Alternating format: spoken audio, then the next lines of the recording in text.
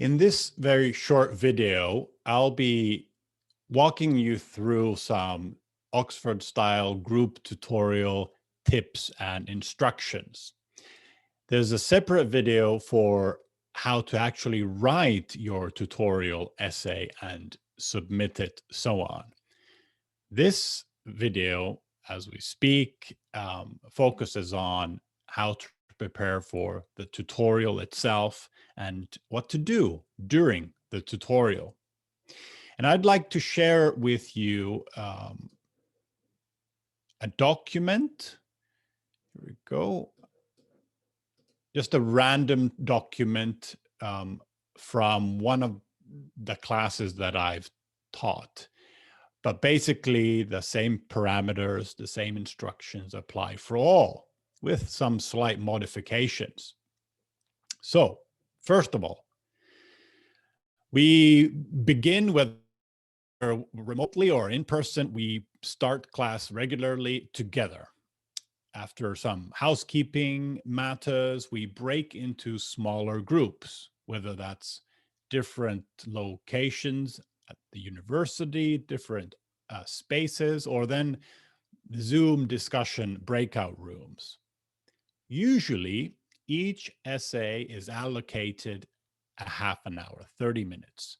This includes both the delivery of the essay at the beginning of that slot, and then the discussion feedback round that follows it. So depending on whether we're doing this in person or remotely, either distribute your printed copies, which are hopefully stapled, to each one of your group members, or then just share your PDF using the chat or email function.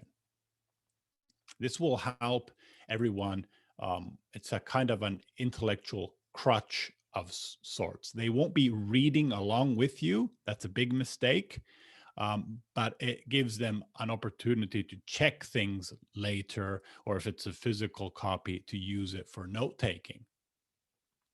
Secondly, as the presenter, say it's your turn to deliver your paper, remember that you've been writing for the ear, not for the eye. And the same for speaking. Speak to the ear, not the eye. This doesn't mean that you can write and speak as informally as you normally do. Rather, it means that you have to hold your audience by the hand, so to speak, because it's so much more difficult to listen to an argument than to read along. And so you need to hold them by the hand, give them enough time, be very clear, and take pauses, and so on. So thirdly, please read your paper as you wrote it. Don't freestyle it or paraphrase it. Fourth, eye contact as much as possible, whether it's in person or remotely. Eye contact. This applies to the listener as well. If you find that your audience has buried their faces in their papers or looking at something else, it might be a sign that you're actually reading too fast, too quickly, and they're panicking. They cannot follow, and so they turn to their printed copies. That's a bad sign. So what you want to do is you want to pause between paragraphs, pause between sentences, longer pauses between paragraphs, structure the essay as it's written. You are practicing your auditory listening skills. Oh, excuse me, I jumped to number 5. So, articulate and enunciate well. That's ironic. The most common and destructive mistake is to rush through your paper, and you're likely to do that if you're nervous. So the rule of thumb is, if it feels like you're reading too slowly, you're almost reading slowly enough. Now turning to the listener, do not read along with the speaker. Keep your head up, eye contact, keep your eyes off the paper. The physical copy or the PDF of the essay is just there for note-taking and intellectual crutch of sorts. You are practicing auditory listening skills as much as the person delivering the paper is practicing oratory speaking skills. Feel free to interrupt if you don't hear well or if you're confused by something, if you fall off the wagon. It's important that everyone is on board. This will help the speaker present and write better. They won't be insulted by an interruption. But leave the bulk of the philosophical discussion to the end. Once the paper has been delivered, you can thank the speaker by a round of applause. Take 15, 20 minutes, seconds to gather your thoughts before moving on to discussion and feedback for the remainder of the 30 minutes. During this discussion phase, there are many ways to go about, but you may first take a round of one positive and one constructive comment per person, and then continue with free discussion. The order of importance is first, the argument of the paper. Secondly, language, so style and grammar. And finally, technical issues like footnotes, references, so on. Now, make sure you talk sufficiently about primary things first, about the argument, and then language before turning to technicalities, if at all.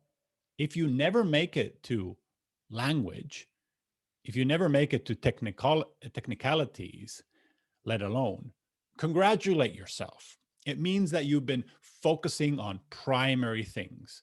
The secondary and tertiary things can be discussed later after class, over a cup of coffee, in the chat, or via email.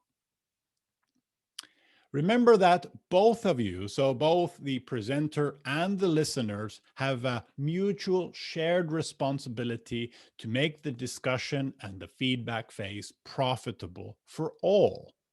As the speaker, you might want to specify what kind of feedback or help you would particularly welcome this round. And as the listener, think of what constructive observations would best benefit the presenter. How could you together make the paper more persuasive argumentatively, more charming stylistically, and more professional technically? 9, remember punctuality. So once your time is up, move on.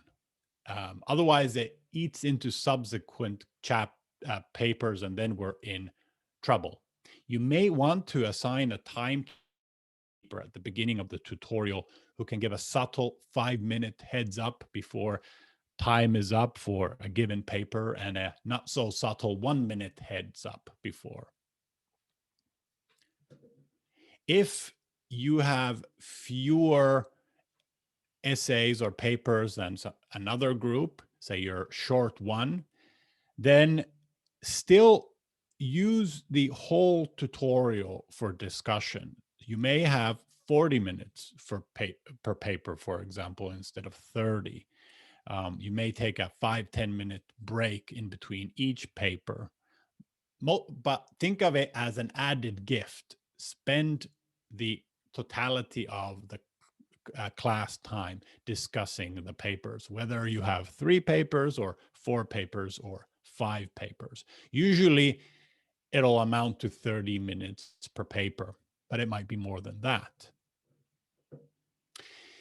And after all papers have been delivered, please regroup in either the classroom or in the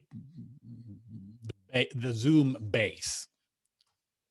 Here's an example of a time schedule for a class that begins at 11:30. After the housekeeping matters, the first essay starts at 11:45, finishes a half an hour later. Then the second essay follows, short 15-minute break before essay number 3 and essay number 4. And then we regroup all groups together. Finally, here's some questions that you may think about while you listen to the essay and then discuss it together. First of all, most importantly, the argument. What precisely is the essay's argument? Was it absolutely clear? You may actually ask the presenter at the end, after they've presented their paper, to summarize their argument. This is a really good exercise in one sentence. So can you complete this sentence? In this paper, I argued that A, B, and C. If you're not able to do that like that, it may mean that you don't have an argument, or that you do it somewhere in the essay, but you yourself aren't sure either. So this is really important. Key concepts. What are the key concepts in this essay? Are they defined well? Are they used consistently? Or do they suddenly change meaning later on and maybe then flip back again? Logic. We've been practicing logic. Is the argument valid? In other words, do the conclusions offered, do they genuinely follow from the premises? Is the argument convincing? So even if it's logically valid, it may not be convincing or sound. Are the premises true? What could be added to the argument more than just logic to make it more convincing and persuasive? This is a difficult one, but presuppositions, so these hidden assumed assumptions that may not be written out explicitly, but are there implicitly. What are the presuppositions of the argument? This is, like I say here, it's a very difficult advanced skill, but it's a very useful and important one. Then language and technicalities. So the order of importance is style serves substance, substance being most important. But style and language is important too. What kind of stylistic observations do you have about the structure? What is the structure, and is it clear? Does it best lend itself to the argument? Language, is the paper written well? What parts could possibly be rephrased? Sources, are all of the primary and the secondary sources used as they should be? Are they used helpfully? Are they cited and referenced correctly? What about some possible extra sources that may have been used? Are they necessary? Are they helpful? Do they feel that they genuinely contribute to the essay instead of being add-ons? One thing to think about is just a basic strength. What is the best thing about this essay? You might want to share it. Everybody loves to hear it. And then finally, don't let this list limit your observations and your critiques and your suggestions. So think and brainstorm freely. Try and remember that this is an opportunity to share ideas. Iron sharpens iron. Use the time you have productively.